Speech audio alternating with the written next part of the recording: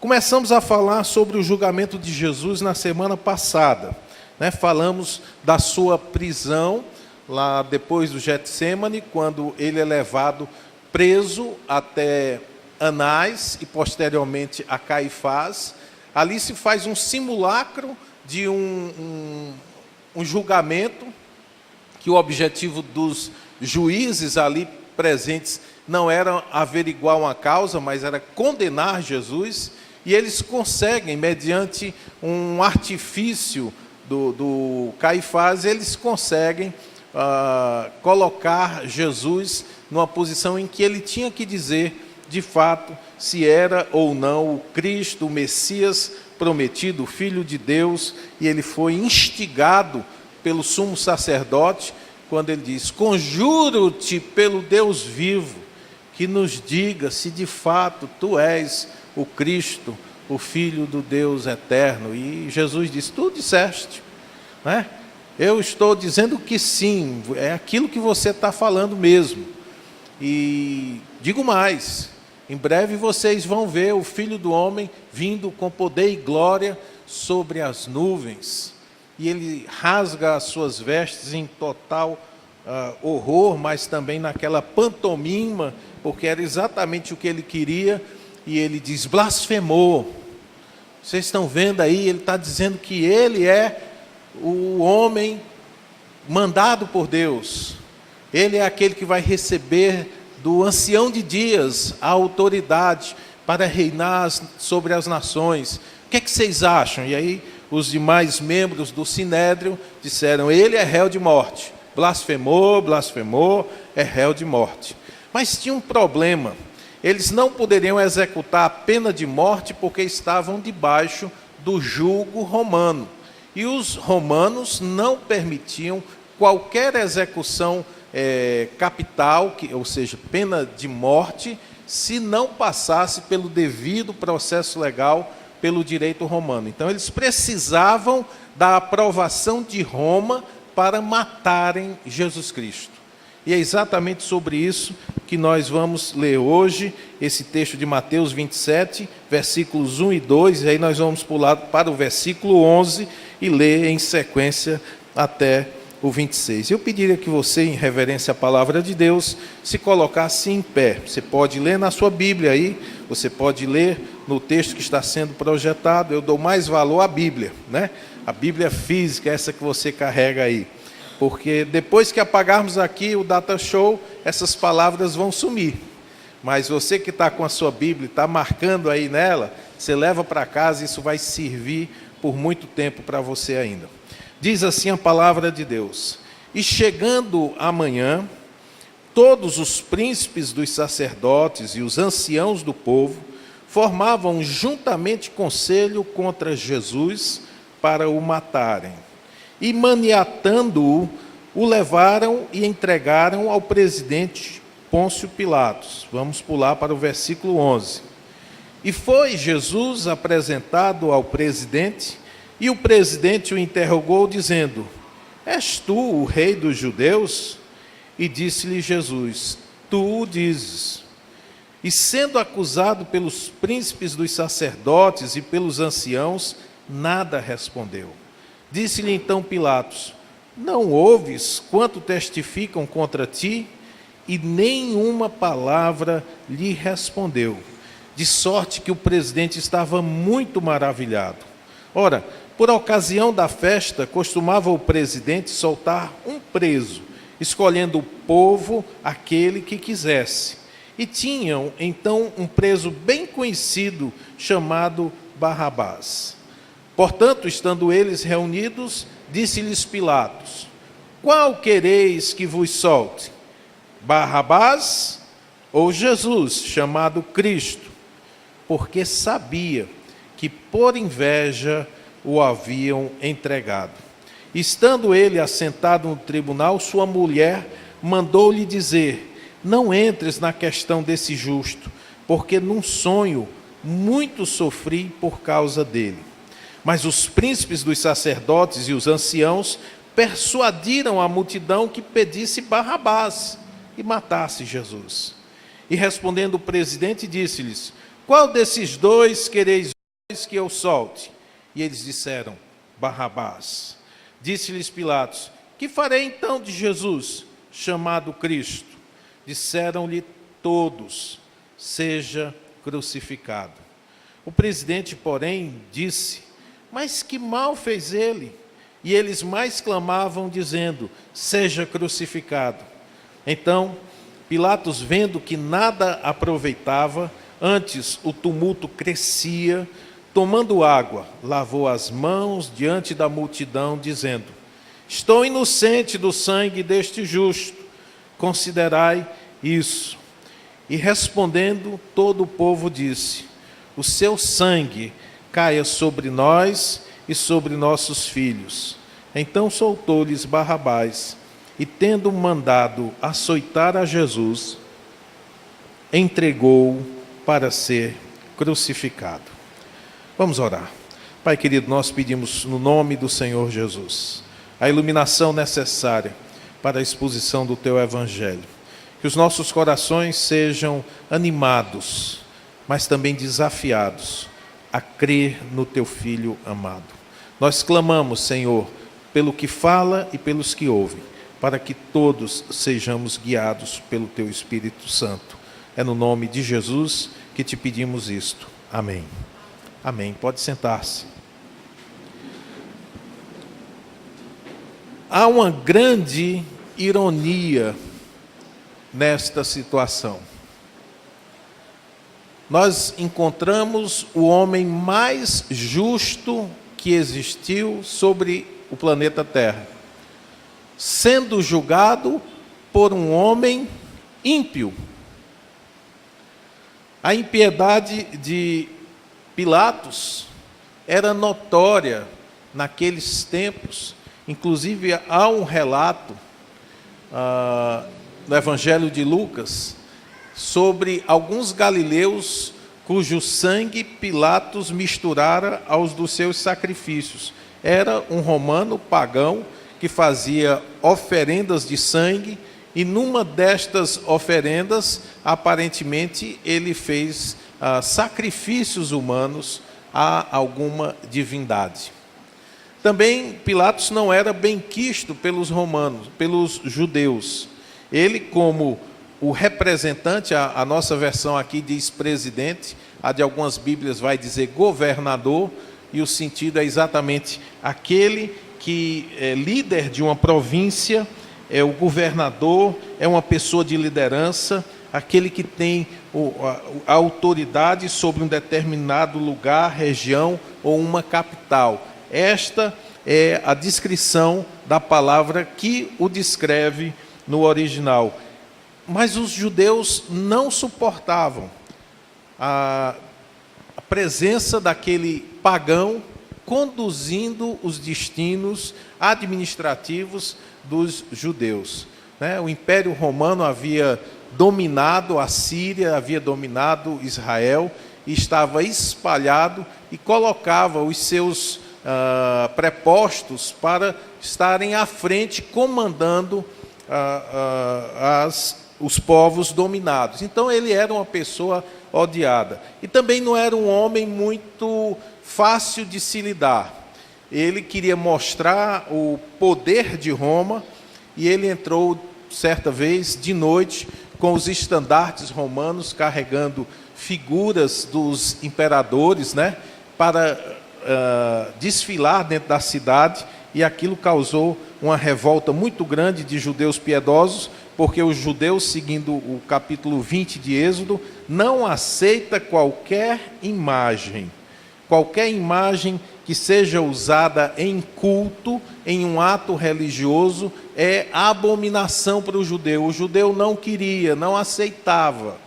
E quando há aquele desfile em que os romanos passam, os guardas passam carregando as efígies dos imperadores, que eram considerados por eles deuses, o povo se tornou bastante revoltado com isso. E quando se reuniu a população para questionar essa atitude de Pilatos, Pilatos colocou alguns dos seus soldados não fardados, à paisana, descaracterizados no meio da multidão, e quando o povo se reuniu diante dele, Pilatos deu o sinal e eles sacaram cacetetes, porretes e saíram distribuindo paulada em todo mundo que tinha se reunido ali para protestar.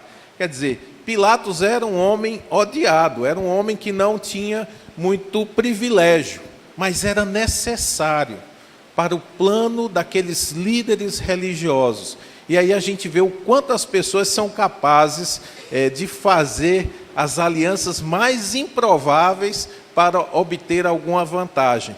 Um homem odiado pelos judeus, mas é procurado pelo líder religioso dos judeus, a fim de que Jesus Cristo seja colocado à morte, porque eles não podiam. Outro personagem que o texto nos fala é Barrabás. É interessante que o nome Barrabás, em algumas versões mais antigas, alguns manuscritos, aparece seu nome como sendo Jesus Barrabás. Jesus é uma corruptela de Josué, né? Que Deus salva o seu povo, Josué. Então, o nome daquele ladrão, daquele bandido, era provavelmente Jesus Barrabás, mas aparentemente quem fazia as cópias achava muito ofensivo que na mesma frase aparecesse Jesus o Cristo e Jesus Barrabás. Mas o interessante é que exatamente esse nome Barrabás quer dizer filho de Abba, Abba, pai. Ou seja, era algo como se dissesse que ele era filho do pai. Barrabás era filho do pai, e nós sabemos que o verdadeiro filho é Jesus Cristo. Então fica esse aspecto, e o que se fala de Barrabás, os 4 evangelistas nos relatam, é que ele era um líder, de certa maneira, um salteador, segundo o evangelista João, mas era alguém que estava sempre fazendo sedições, ele estava levantando motins contra o domínio romano. Então você imagina, né? Naquele tempo em que o povo judeu estava escravizado pela força romana, quando aparecia alguém doido o suficiente para lutar contra Roma, logicamente ele alcançava um grande apoio popular, as pessoas o viam com grande simpatia, pelo menos para poder tirá-los, os romanos, do poder. É algo mais ou menos como acontece nas favelas do Rio de Janeiro, em que os chefes do tráfico acabaram sendo mais queridos do que a própria força pública. E há alguns traficantes que são mais venerados, idolatrados, do que o governo normal.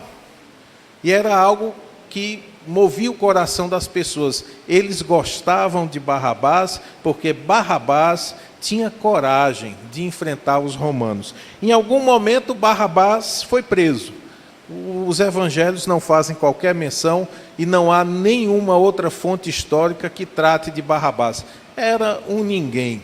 Você pode imaginar que naquele período de Roma não havia preocupação alguma dos historiadores em registrar um ladrãozinho qualquer, um qualquer que promovesse sedição contra Roma. Não há outra fonte histórica quanto a Barrabás. Mas aparecem então esses 2 personagens na história de Jesus. De um lado, um juiz corrupto, um juiz ímpio, sendo o julgador do homem mais correto que existiu.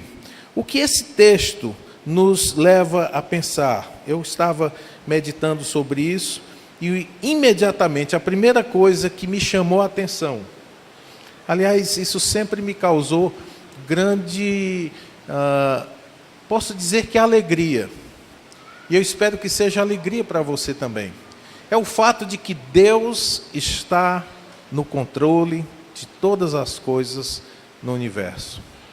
Quando eu cresci, eu não cresci na igreja evangélica, né? E onde eu cresci, eu ouvia muito linguagem revolucionária, uma linguagem de mudança social mediante a fé. Eu participei de alguns grupos, aquelas comunidades eclesiais de base, e nós tínhamos assim uma visão muito politizada do Evangelho. Eu sou de uma época em que missa era quase um palanque político para se falar mal do governo. Eu cresci ouvindo isso. A primeira vez que eu ouvi um pastor explicando o Evangelho, parecia que as portas do céu tinham se aberto para mim. Eu fiquei apaixonado por aquilo. E eu tinha a impressão que faltava conhecimento aos padres de onde eu congregava daquela palavra, porque era algo tão mais profundo e algo que me causou uma impressão tão forte, algo que nunca conseguiu todo o discurso político me fazer pensar. Porque naquele tempo, talvez alguns aqui tenham vivido esse período, né? Naquele tempo, a mudança social, a mudança da sociedade, ela estava sendo propagada, aliás, dentro das igrejas era propagado, mas como uma revolução. E Jesus era um líder revolucionário. Nós o víamos assim como um líder revolucionário, à semelhança de Che Guevara ou algum outro destes revolucionários da época. Então, para mim, aquela situação de Jesus Cristo, dele ter sido preso, era consequência de Jesus ter tido coragem de lutar pelos pobres. Era o que nos era ensinado, né? Os poderosos, a religião formada, tinha estado no poder, espoliando os mais fracos, não defendendo os mais fracos, não abrindo a porta dos céus, ao contrário, estavam impedindo os que iam entrando de entrar. E Jesus Cristo havia sido morto porque tinha causado contrariedade ao interesse de poderosos. Talvez você já tenha ouvido essa tese por aí, que Jesus foi morto porque os poderosos quiseram tirá-lo do caminho. Mas a Bíblia diz que, na realidade, ele foi morto por causa dos nossos pecados. O motivo que é apresentado, ainda que tenha de fato Jesus causado incômodo àqueles sacerdotes, a razão principal porque Jesus Cristo veio ao mundo foi salvar pecadores. E quando eu ouvi isso a primeira vez, eu fiquei chocado, porque na minha mente eu só conseguia ver o Jesus revolucionário, quase com aquela boina de lado, né? E fumando aquele charutão do Che Guevara. E de repente eu sou apresentado ao Filho de Deus, que deixou o esplendor da sua glória, sabendo o destino aqui, veio dar a sua vida por nós, pecadores. Mas como isso acontece? E a verdade que a Bíblia nos deixa clara é que Deus sempre esteve por trás de tudo o que aconteceu com Jesus Cristo. Eu trouxe o texto de Efésios 1:11, na nova tradução na linguagem de hoje, porque ele causa a verdadeira impressão que eu queria que você tivesse. Diz o texto: todas as coisas são feitas de acordo com o plano e com a decisão de Deus, de acordo com a sua vontade e com aquilo que ele havia resolvido desde o princípio. Deus nos escolheu para sermos o seu povo por meio da nossa união com Cristo. Nada, absolutamente nada, acontece no universo de Deus sem o cuidado do seu dono. Deus continua conduzindo o universo, fazendo a sua vontade. E nós não conseguimos compreender como isso acontece. Deus simplesmente não deu corda no mundo e o deixou ao seu próprio sabor. Nem tampouco Deus está nos fazendo de marionetes. Cada um dos que se envolveram na trama para matar Jesus Cristo, o fizeram de sua absoluta e livre vontade. Nenhum deles recebeu a visita de um anjo, nenhum deles foi conquistado por um plano secreto, todos fizeram exatamente o que eles queriam que se fizesse, e Deus ordenou que tudo aquilo acontecesse para cumprir o que ele havia anteriormente predito.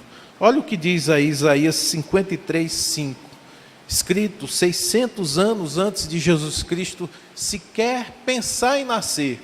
Olha o que o autor sagrado nos diz: mas ele, esse servo sofredor que nos fala o capítulo 53, ele foi ferido por causa das nossas transgressões e moído por causa das nossas iniquidades.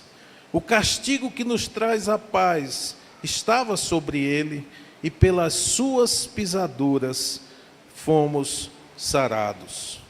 Todos nós andávamos desgarrados como ovelhas, cada um se desviava pelo seu caminho, mas o Senhor fez cair sobre ele a iniquidade de nós todos. Ele foi oprimido e afligido, mas não abriu a sua boca. Como um cordeiro foi levado ao matadouro, e como a ovelha muda perante os seus tosqueadores, assim ele não abriu a sua boca. Da opressão e do juízo foi tirado, e quem contará o tempo da sua vida? Porquanto foi cortado da terra dos viventes, pela transgressão do meu povo ele foi atingido. E puseram a sua sepultura com os ímpios, e com o rico na sua morte, ainda que nunca cometeu injustiça, nem houve engano na sua boca. Todavia, ao Senhor agradou moê-lo, fazendo-o enfermar. Quando a sua alma se puser por expiação do pecado, verá a sua posteridade, prolongará os seus dias, e o bom prazer do Senhor prosperará na sua mão. Preste atenção nisso. 600 anos antes de Jesus nascer, já estava ordenado que ele sofreria o castigo de Deus pela iniquidade do seu povo, daqueles que Deus, por sua própria espontânea vontade, escolheu ao longo de toda a história da humanidade para ser de propriedade exclusiva sua. Jesus Cristo foi entregue conforme Deus queria. Ao Senhor agradou moê-lo. Que frase estranha. Que coisa estranha para um pai dizer de um filho. Mas por que Deus se agradou de fazê-lo sofrer e enfermar? Porque sobre ele recaiu a iniquidade de todos nós. Na pessoa de Jesus Cristo, Deus puniu o seu pecado e o meu pecado. A razão de vê-lo sofrer é porque a ira de Deus se derramou completa na pessoa de Jesus Cristo. Por isso que Jesus não pode ser apenas um ser criado, porque qualquer ser criado não suportaria toda a ira de um Deus infinito. O apóstolo Paulo vai dizer que Deus é justo e justificador daquele que crê em Jesus Cristo. Centenas de anos antes de Jesus vir, Deus já tinha um plano e Deus já tinha ordenado todas as coisas. É interessante que no Atos dos Apóstolos, há o relato da prisão de João e Pedro, quando eles sobem ao templo para a oração e encontram ali um aleijado, um esmoléu, à porta do templo pedindo esmolas. E Pedro diz para aquele homem: não tenho prata nem ouro, mas o que eu tenho, eu lhe dou. Em nome de Jesus Cristo Nazareno, levanta-te e anda. E aquele homem dá um salto e entra pulando no templo de Deus, junto com Pedro e com João. Isso causa um alvoroço.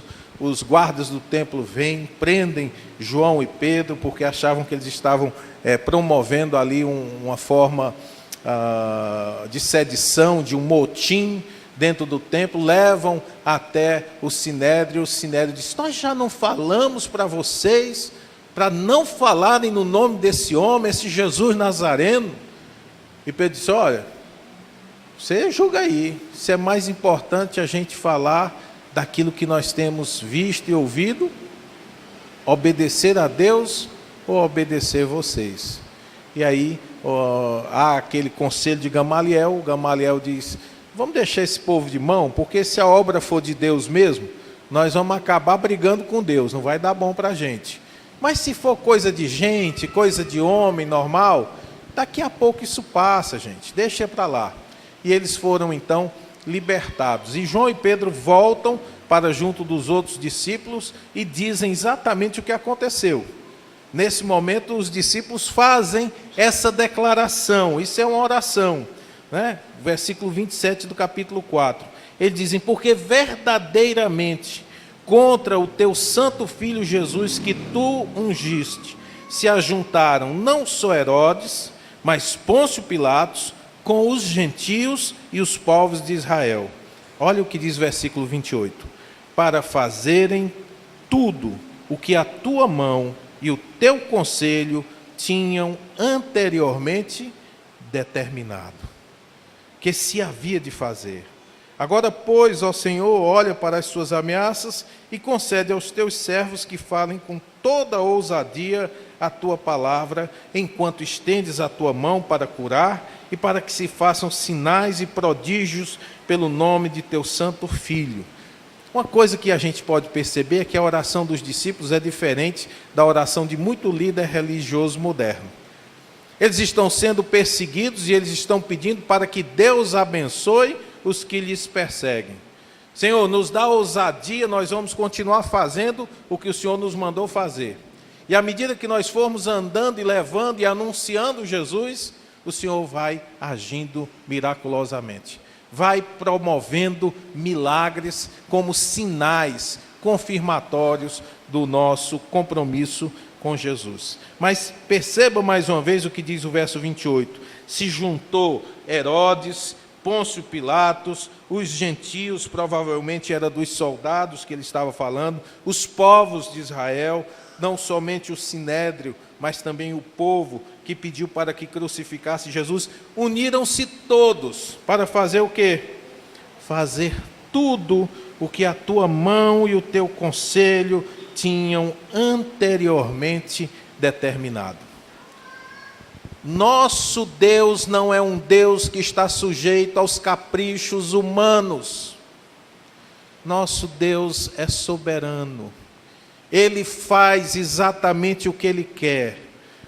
O rei Nabucodonosor, depois que se tornou um bicho e se tornou novamente gente, ao fazer sua oração, ele diz: tu és o Deus que não há quem possa estorvar a mão e dizer: o que é que você está fazendo? O nosso Deus não depende absolutamente de você, da sua anuência, da sua concordância. Ele faz o que quer. O que Ele ordenou, Ele faz acontecer. Mas percebam, e aqui é que é a maravilha disso, nós não podemos trazer muita ênfase sobre a soberania de Deus sem esquecer a responsabilidade humana. Seres humanos não são simplesmente fantoches que Deus mexe com a mão e eles fazem aquilo que Ele quer, apesar de sempre fazerem o que Deus quer, mas fazem querendo. Basta apenas Deus deixar o homem ser quem ele é, e ele vai fazer exatamente o que ele quer. Quem ordenou que Pôncio Pilatos estivesse lá em Jerusalém naquele período? Foi Deus. Quem constituiu o sumo sacerdote naquele ano? Foi Deus. Quem acordou aquelas pessoas para irem até o pátio e ouvirem o pedido de Herodes: a quem eu devo soltar? Foi Deus. Mas, apesar de Deus ser a mão invisível por trás de todos estes eventos, a responsabilidade do homem se afirma. Eles escolheram Barrabás. Pilatos podia ter dito: eu não vejo mal neste homem, por isso não vou condená-lo. Ele disse: eu não vejo mal nenhum neste homem, mas lavou as mãos e permitiu que Jesus fosse crucificado. De tal maneira, meu irmão, que o fato de você estar hoje à noite aqui, ouvindo a pregação sobre Jesus Cristo, é exatamente o que Deus quis que você fizesse hoje à noite. Mas ainda assim, você é totalmente responsável pelo que vai fazer com o que está ouvindo agora. É diante dessa realidade que algumas pessoas veem o apóstolo Paulo respondendo em Romanos 9, àquele seu indagador, né?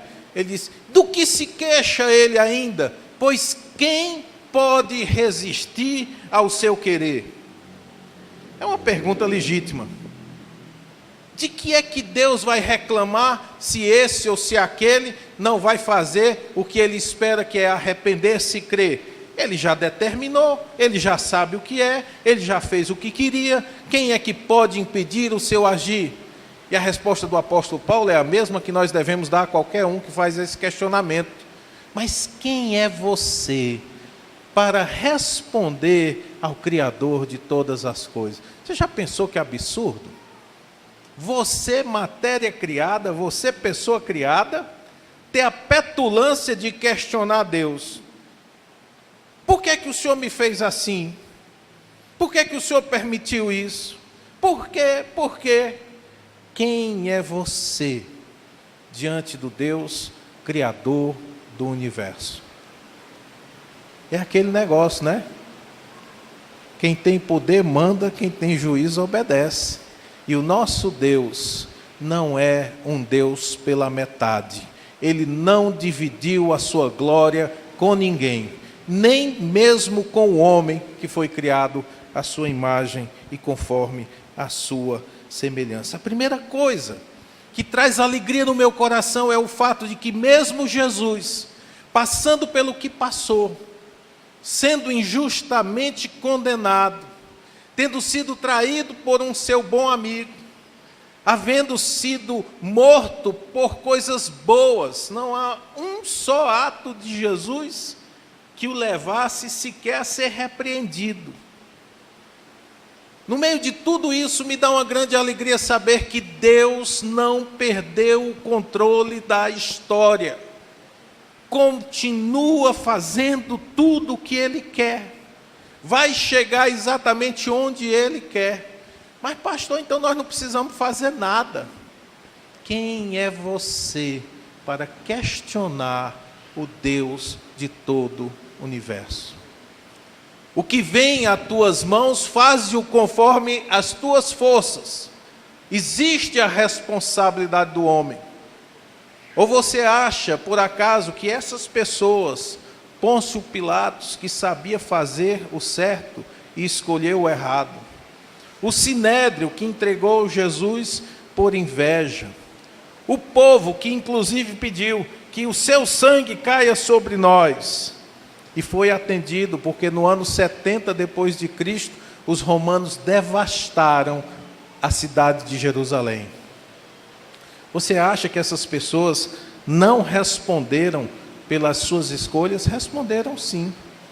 Mas fizeram o quê?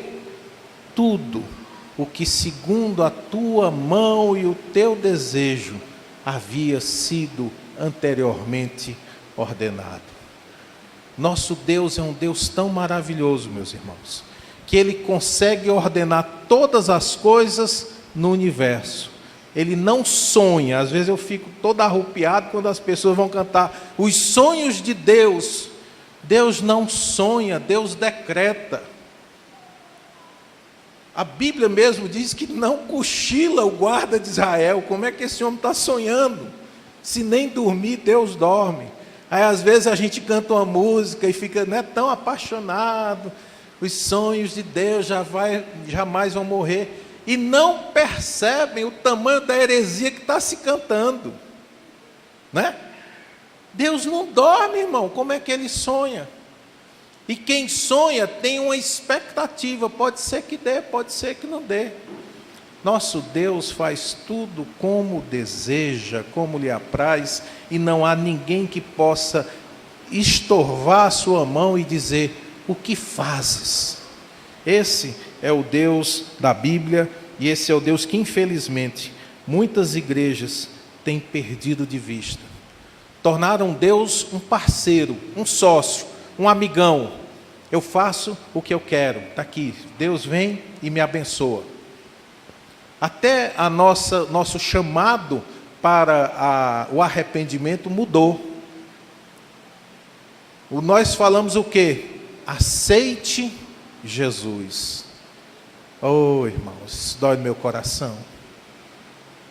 Quem é o louco que não quer aceitar Jesus Cristo? Quem? A questão não é essa. É Jesus aceita você? Eu é que preciso dele, não ele de mim. É ele que é o Senhor. Quem tem que me recolher na casa dele é ele. Não sou eu que tenho que chegar e dizer: vou te dar uma chance, hein? Vê se não me decepciona. Vou te dar uma chance. Eu tenho que ir de joelhos, de mãos postas, olhar baixo, chorando, pernas trêmulas e dizer: tem compaixão de mim, Senhor, que sou pecador. Acabe esse orgulho humano diabólico no seu coração. E você fica pensando: eu vou aceitar Jesus. Peça a Jesus para aceitar você. Tem compaixão de mim, Senhor, que sou pecador. É o clamor de um pecador. Aceitar Jesus é torná-lo alguém sujeito à sua vontade. Não, eu não vou hoje. Não vou hoje. Ele vai estar lá semana que vem, sentado me esperando. Eu já digo aqui, os irmãos daqui a pouco vão precisar de outro pastor para estar contando outras histórias, porque as minhas já estão batidas, né? Eu amo aquele trecho do Evangelho em que Jesus está passando de Jericó para Jerusalém. E ali 2 cegos se colocam no caminho e eles estão ouvindo Jesus está passando. E um deles começa a clamar: Jesus, filho de Davi, tem compaixão de mim. O outro, segundo a gente pode compreender da leitura dos evangelhos sinóticos, Mateus diz que eram 2, os outros falam apenas de um, mas é porque um só foi o falador, o outro aproveitou o embalo, né? E aquele homem começa a gritar: Jesus, filho de Davi, tem compaixão de mim. E a multidão passa, e Jesus passa, e ele continua gritando: Jesus, filho de Davi, tem compaixão de mim. E as pessoas se queixam com aquele cego: cala a boca, cego, o Senhor está ocupado, Ele está passando, não adianta você ficar gritando. Se Ele quisesse, Ele já tinha parado. E o cego não desiste, ele continua gritando: Jesus, filho de Davi, tem compaixão de mim. E diz o Evangelho que Jesus parou e mandou chamá-lo. A emoção daquele cego foi tão grande, irmãos, quando ele viu o seu desejo de ser atendido por Jesus, que ele lançou de si a sua capa e foi. Eu não digo correndo, porque ele devia tropeçar e cair, mas foi do jeito que deu para chegar até Jesus Cristo. A capa era a única peça de roupa que ele usava para se proteger do frio. E ele abre mão de qualquer conforto para ir levar a sua causa a Jesus Cristo. Quando chega a Jesus, Jesus diz: o que é que você quer que eu te faça? Era óbvio, o homem era cego. Mas Jesus queria ouvir se ele sabia qual era a sua verdadeira necessidade. Ele disse: Senhor, eu quero ver. E imediatamente Jesus diz: veja, a tua fé te salvou. Aquele momento em que os olhos do cego, e o outro deve ter sido beneficiado também, foram abertos e ele pôde contemplar Jesus Cristo. Agora você sabe o que é que teria acontecido se o cego naquele momento não tivesse insistido pela atenção de Jesus? o cego teria morrido cego, porque dali para frente Jesus foi a Jerusalém e de lá morreu. Ressuscitou ao terceiro dia, foi para Galiléia. Talvez nunca mais Jesus passou na estrada de Jericó. Isso quer dizer para mim e para você que quando o evangelho da graça de Deus bater na porta do seu coração, quando Cristo passar na sua vida, meu irmão, não desperdice a oportunidade que está sendo dada a você. Amanhã pode ser muito tarde, como diz o nosso hino. Hoje Cristo te quer libertar. O dia é hoje, o momento é agora. Enquanto Cristo está passando na sua vida, eu não sei o que vai ser da sua vida amanhã. Eu não sei se você vai ter interesse ou o interesse que você está tendo hoje pela palavra de Deus. Eu já conheci pessoas, e já disse isso aqui para vocês, que depois de serem expostas ao Evangelho, elas disseram: eu vou esperar um pouco mais, eu vou ouvir mais, eu vou pensar mais, depois eu vou ver se eu aceito Jesus. E nunca mais quiseram nada com Cristo, porque essa pessoa tinha a impressão de que Ele é que estava no comando, Ele é que quando quisesse, iria. Esquece-se que Jesus Cristo é Deus, que Jesus Cristo é Senhor, e Ele não tem qualquer obrigação de esperar por nenhum de nós. É por isso que o autor de Hebreus, repetindo o salmista, diz: se hoje ouvirdes a sua voz, não endureçais o vosso coração. Se o Espírito Santo chama você para um compromisso com Jesus, para o arrependimento e para a fé, não espere mais. Pode ser que semana que vem, pastor, pode ser que semana que vem você não esteja mais aqui. Eu vou ouvir um pouco mais, pode ser que você nunca mais tenha a oportunidade de ouvir Jesus Cristo. Deus é soberano sobre todas as coisas, Ele não precisa de você, Ele não deve nada a você. Se você vai chegar a Deus, você precisa chegar a Ele nos termos dEle, humilhado, prostrado, temeroso, dizendo: tem compaixão de mim, Senhor. Os meus pecados dão testemunho de que eu mereço morrer. É exatamente o segundo ponto e último ponto da nossa mensagem. É que uma escolha deve ser feita: Jesus ou Barrabás? Até no nosso tempo assim de jovem, eu acho que todo mundo lembra aquela musiquinha, eu acho que é a Oficina G3, né? Não, Cats Barnea, né? Cristo ou Barrabás, né? Eu estava fazendo aqui a mensagem, estava me lembrando, Cristo ou Barrabás? Tinha um rock and rollzinho aí do tempo dos dinossauros que falava sobre isso, né? Cristo ou Barrabás? E essa escolha, que foi uma escolha bem real para o povo que estava lá no local de reunião de Pôncio Pilatos, no Sinédrio, naquela audiência pública, tiveram que fazer uma escolha. Pilatos, sabendo que não havia motivo real para Jesus Cristo ser condenado, ele tentou ajeitar as coisas, quis dar uma de bonzinho, né? E pensou: bom, eu sei que o Sinédrio está querendo matar Jesus por inveja, mas será se esse povo tem a mesma percepção? Claro que não, eles conhecem Jesus. Jesus é um operador de milagres, é uma pessoa do bem, não é como esse traste desse Barrabás. E traz para a multidão a escolha: quem vocês querem?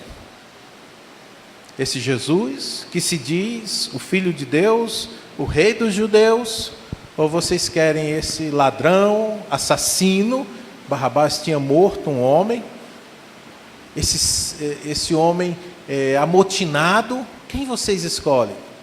E mais uma vez, queridos, a soberania de Deus se mostra, Porque nós, em nosso bom juízo, jamais escolheríamos outra pessoa que não Cristo, não é verdade?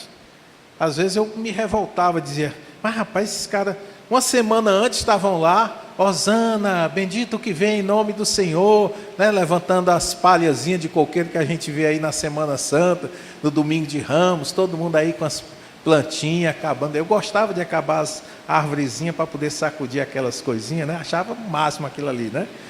Pois é, menos de uma semana depois, isso aconteceu no domingo, aqui é numa sexta-feira, eles estão gritando, solte Barrabás e crucifique Jesus Cristo. Por que isso? Porque nós, na nossa humanidade, somos inclinados para o mal. O nosso desejo natural é querermos o nosso próprio bem, mesmo que outra pessoa sofra com isso. O evangelista João vai dizer exatamente isso. A luz veio ao mundo, mas os homens amaram mais as trevas do que a luz, porque as suas obras eram más.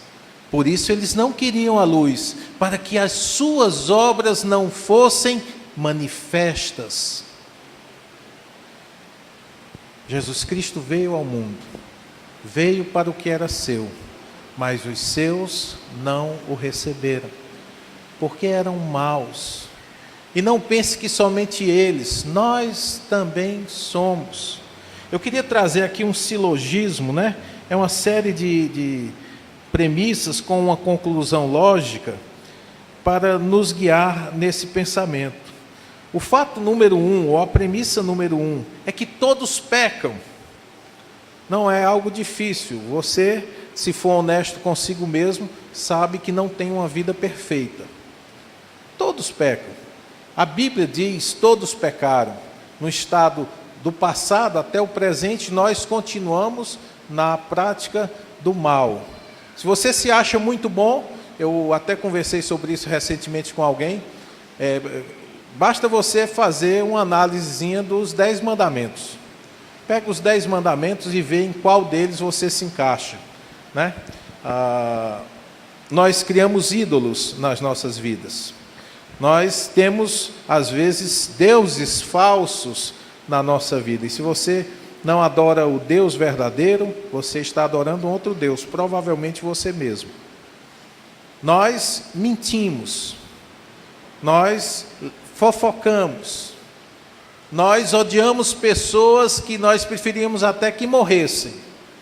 Nós cobiçamos a mulher do próximo, o carro do próximo, o emprego do próximo, o concurso do próximo. Se nós colocarmos os 10 mandamentos, nós vamos nos achar, de fato, descumpridores da lei de Deus. Todos pecam, esse é um fato. Só um louco nega isso. Eu até ouvi uma ideia de alguém que disse que o cristianismo criou o pecado para dar a solução, que seria o perdão. Não. Se não houvesse cristianismo, o pecado continuaria existindo, porque o pecado é a quebra da vontade de Deus. No primeiro homem que existiu nesse planeta, primeiro homem, Deus disse para ele, não faça. Aí ele, foi e fez o que Deus disse para ele não fazer. Desde o primeiro homem, nós nos rebelamos contra Deus. Seja com o cristianismo, seja sem o cristianismo, todos pecaram. Todos pecaram. E por isso, segunda premissa, é que os pecados separam o homem de Deus. É interessante que Isaías 59, o profeta diz, eis que a mão do Senhor não está encolhida para que não possa salvar, nem está surdo o seu ouvido para que ele não possa ouvir. Mas as vossas iniquidades, aí você pode chamar de pecado, mas as vossas iniquidades fazem separação entre vós e o vosso Deus. E os vossos pecados encobrem o seu rosto de vós, para que não vos ouça. O profeta diz que o pecado separa o homem de Deus. Também não é difícil de provar. O que você sente quando você faz algo que desagrada a Deus? o mesmo que Adão fez. Você se esconde de Deus. Por que as igrejas estão vazias e as festas mundanas estão cheias? Porque na igreja nós somos confrontados com a justiça de Deus, e na festa nós somos anestesiados para continuar bebendo, caindo e levantando. Homem bom é homem casado. Eu já ouvi um forró desse daí, né? Adultério, e agora as músicas estão cada vez mais escandalosas. Todo tipo de prática sexual é exposta vulgarmente nas músicas, tocadas em volumes altíssimos para qualquer pessoa ouvir. Os pecados nossos nos separam de Deus. Logo, todos nós estamos separados de Deus. Essa é a realidade. Por causa dos nossos pecados, nós estamos separados de Deus. Qual é a solução que Deus deu? Simplesmente apagar esses pecados, deixar entrar de qualquer jeito, fazer com que as pessoas possam entrar no céu com um sorriso? Não. O pecado fere a justiça de Deus e demanda a execução de uma pena. Deus havia falado através do profeta Ezequiel: a alma que pecar, essa morrerá. Há uma sentença de morte sobre a cabeça de toda pessoa que peca. Há alguém aqui que não peca? Então espera por você, no final da vida, uma sentença de morte. Pastor, mas eu não concordo. Quem és tu para questionar o Deus Criador do universo? Ele pode, porque Ele é Deus. Ele colocou o padrão. Ele disse: vivam assim e vocês terão vida eterna. Mas se vocês descumprirem a minha vontade, a alma que pecar, essa morrerá. Deus precisava então cumprir a pena, senão Ele seria um juiz injusto.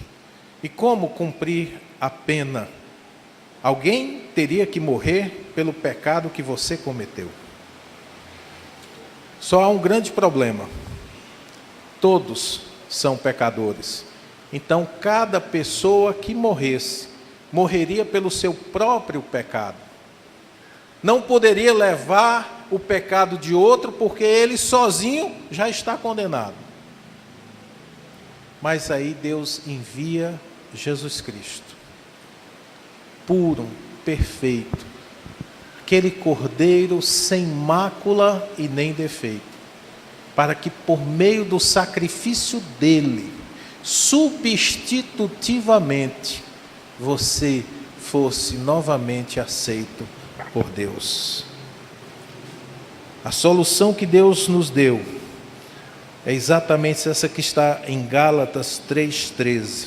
Ele apresentou Jesus Cristo para ser o nosso substituto. Cristo nos resgatou da maldição da lei, fazendo-se maldição por nós.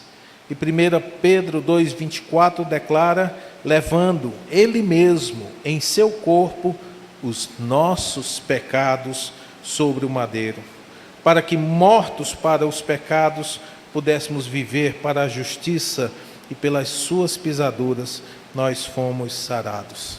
É muito maravilhoso o fato de alguém ter amado pecadores como Cristo amou a nós.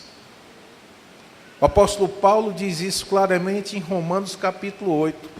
Pode ser que pelo bom alguém ouse morrer. Eu morreria pelos meus filhos, e eles nem são bons. Aos olhos de Deus, não. Mas eu daria a vida pelos meus filhos. Mas eu não daria a minha vida por um estuprador. Eu não daria a minha vida por um bandido. Eu não daria a minha vida pelo Gedel Vieira Lima. Não daria a minha vida por qualquer um desses envolvido em corrupção.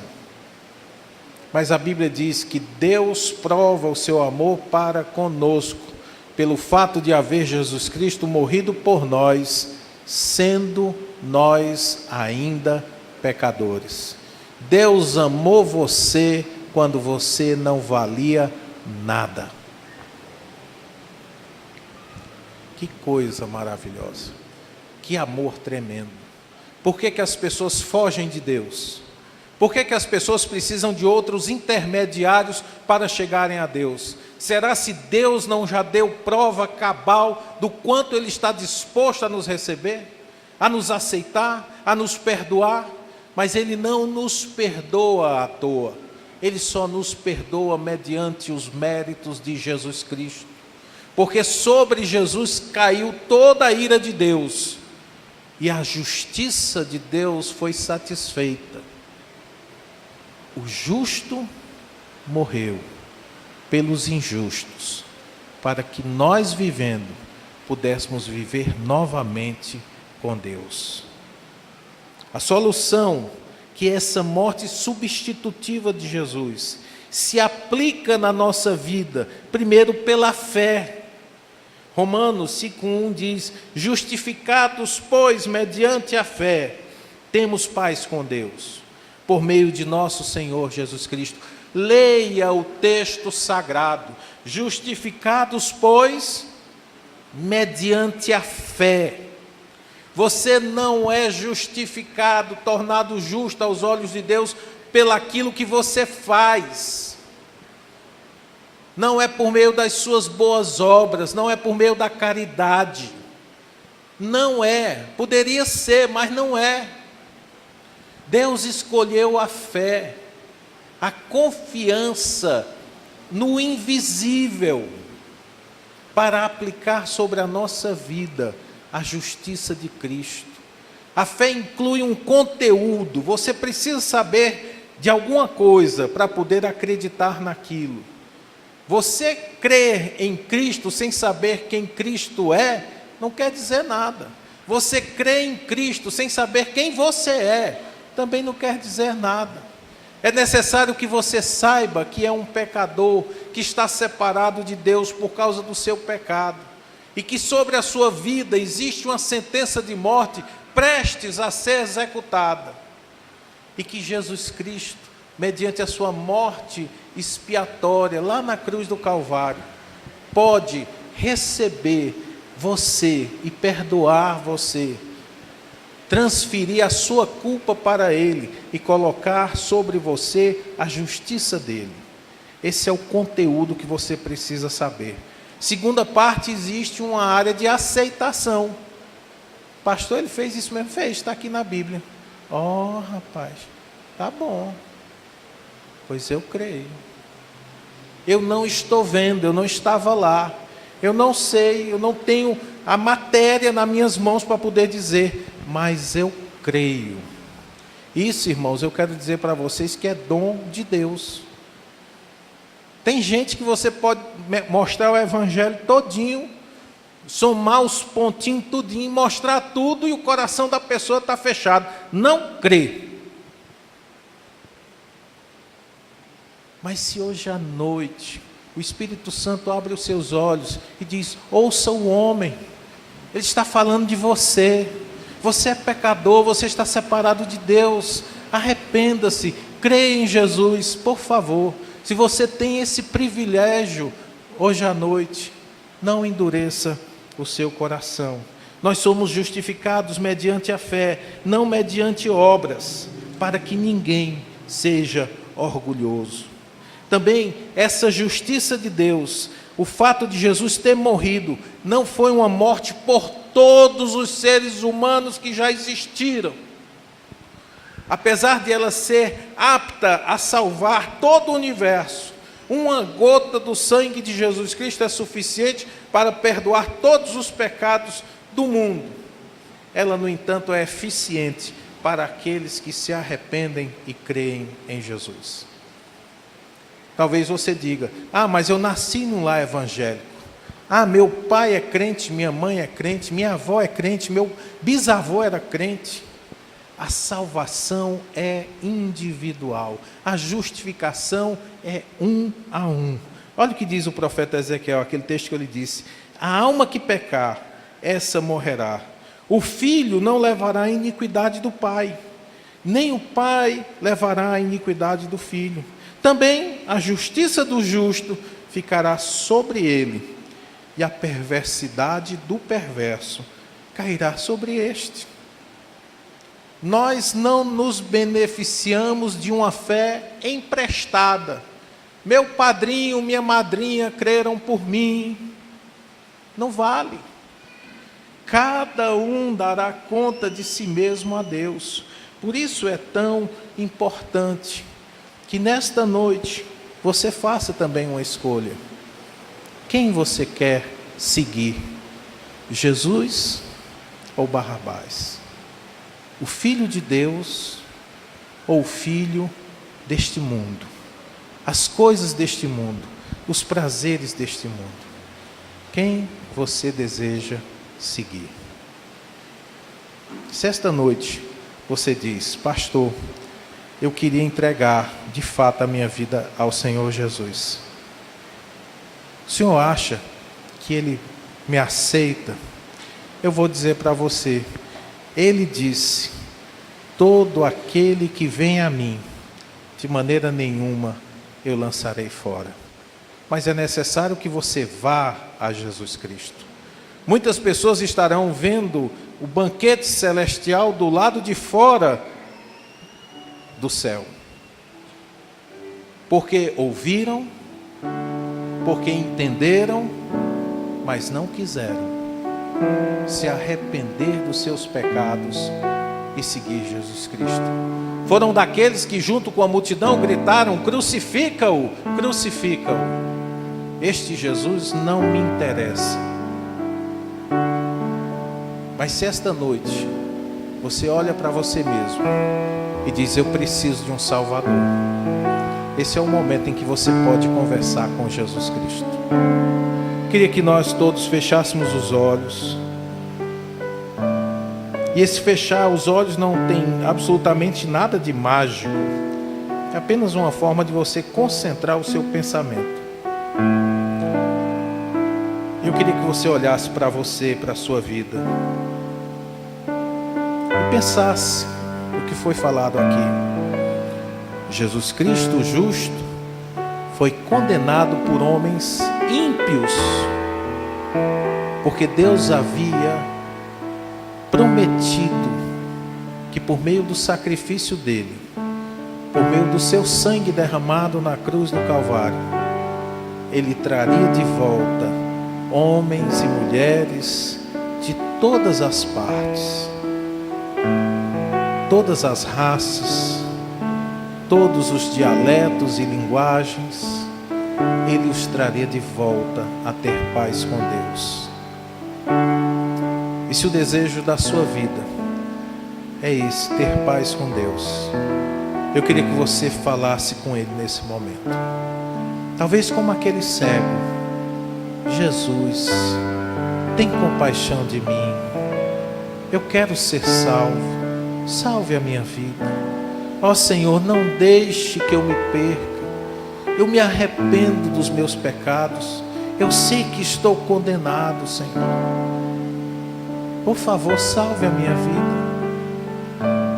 Eu creio que só o Senhor pode dar um jeito nisso. Eu mesmo não consigo. Quantas vezes eu quis deixar de fazer coisas erradas e está aqui eu fazendo tudo de novo, do mesmo jeito. Porque em mim não há força nenhuma. Eu sou pecador, Senhor. Eu preciso de alguém de fora que possa me dar a mão, que possa me purificar, que possa salvar a minha alma. Salve a minha alma, Jesus. Eu estou pedindo, Senhor. Eu estou clamando. Não como quem dispõe do tempo ou do desejo, mas como alguém que precisa. Eu venho a Ti, Senhor, como estou, buscando a salvação que Tu tens para todo aquele que se arrepende e se volta para Ti. Pai amado, Deus bendito, Deus todo-poderoso, esta noite nós falamos do Teu Filho Jesus. E espero, Senhor, que a Tua palavra tenha encontrado corações e ouvidos abertos. E que essa palavra gere nestes corações a vida que o Teu Espírito Santo nos dá, gratuitamente, e que, mediante esta regeneração, pessoas aqui esta noite possam se voltar em fé para o Teu Filho Jesus Cristo, porque só Ele pode nos salvar. E eu peço, meu Deus, segundo a Tua vontade, traz à luz aqueles que estão assentados na região da morte, nas trevas, e salva-os para a glória do Teu Filho Jesus Cristo. Eu te peço, no nome dEle, do nosso Senhor e Salvador Jesus Cristo. Amém.